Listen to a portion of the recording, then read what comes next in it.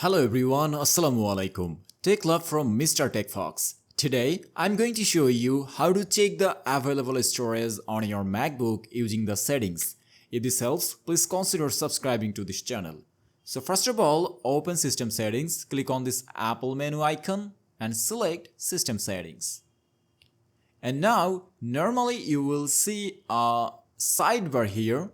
And now, normally select General. Now you will see some options on the right corner.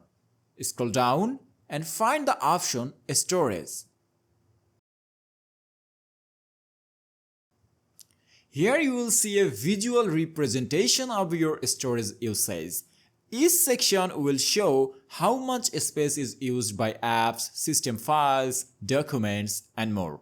The free space is shown in gray color. I hope this helps you manage your storage better. If you found this video helpful, please consider subscribing to this channel. See you in the next video. Allah Hafiz.